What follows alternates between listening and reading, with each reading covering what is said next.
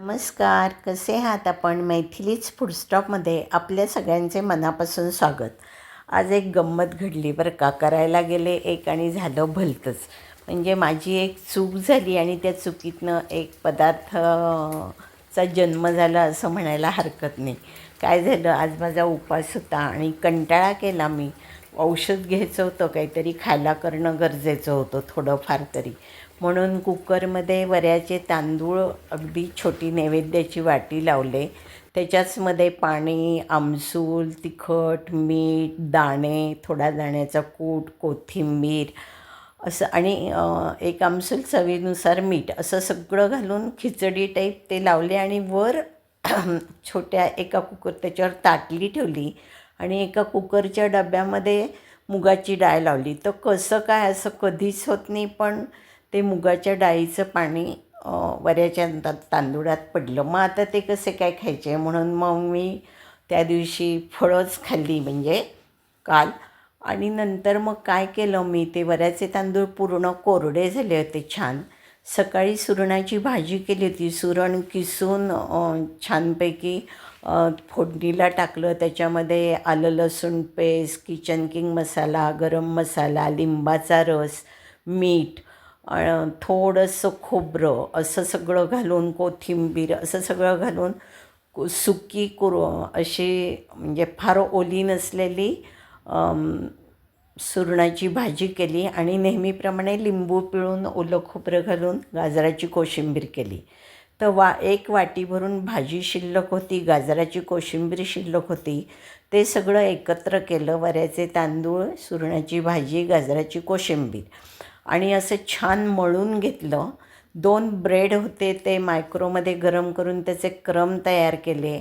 नंतर हे बाजूला दाखवलं आहे बघा मी. त्याच्यामध्ये 2 चमचे हे चमचे तांदूळाचं पीठ, 1 चमचा कॉर्नफ्लॉवर घेऊन त्याची पातळ पेस्ट केली.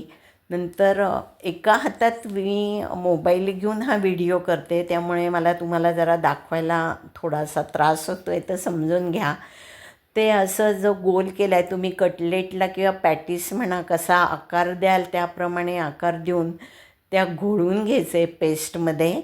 जर तुम्हाला अगदी खुसखुशीत हवे असतील तर तुम्हाला 2दा तळावे लागतील, पण मी इथं जास्त तेल पण खायचं नाही आहे, म्हणून मी एकदाच त्याला असं छान बुडवून घेऊन ब्रेड क्रममध्ये व्यवस्थित सगळीकडनं लागतील अशा प्रकारे गोल आकार देऊन घेतला आहे आणि गरम तेल झाल्यावर त्याच्यामध्ये असं सोडलेलं आहे आणि झाऱ्याने त्याच्यावर तेल असं शिंपडलं आहे.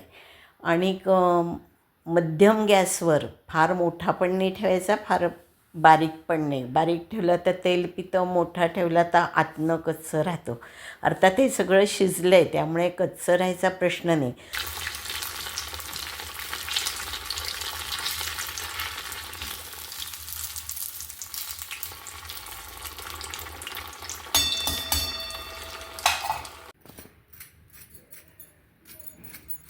तीन तास झालेत करून, त्यामुळे थोडे मऊ पडले तरी आवाज येतोय बघा कुरकुरीत असा.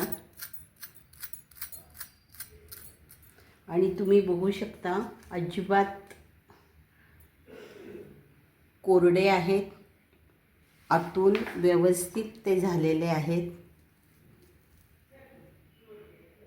आणि ह्या पुदिन्याच्या चटणीबरोबर अतिशय टेस्टी लागतात. तुम्ही पण करून बघा. आता ते मुगाचं पाणी पडल्यामुळे एवढा उठाठेव करून मी हे कटलेट बनवले.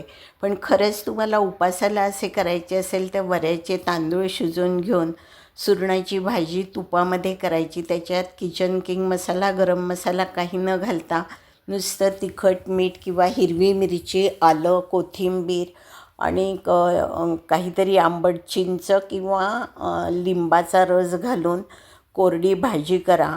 गाजराच्या ऐवजी रताळं किसून घाला, बटाटा घाला आणि असे तुम्ही उपासाला तुपामध्ये करू शकतात. शॅलो फ्राय करून घ्या, कटलेट डीप फ्राय करा, कसेही करा. आणि उपवास नसेल तेव्हासुद्धा तुम्ही अशा प्रकारे करू शकता. आणि काहीतरी वेगळा नाश्त्याला पदार्थ एक तयार झालेला आहे, तो करून बघा, तुम्हाला नक्कीच आवडेल. कशी काय वाटली माझी ही डिश तुम्हाला? जर आवडली तर माझा यूट्यूबवरील चॅनल व फेसबुकवरील पेज सबस्क्राईब करायला विसरू नका. अर्थात मैथिलीच फूडस्टॉपला जे कोणी सबस्क्राईब करणार त्यांना नक्की काहीतरी पाहायला, ऐकायला, बघायला व शिकायला मिळणार. मग करताय ना सबस्क्राईब? चला तर मग लवकरच परत भेटू अशीच एक नवीन रेसिपी घेऊन. तोवर अर्थातच खात राहा, पीत राहा, मजेत राहा, आनंदित राहा. अच्छा, बाय बाय, नमस्कार, धन्यवाद.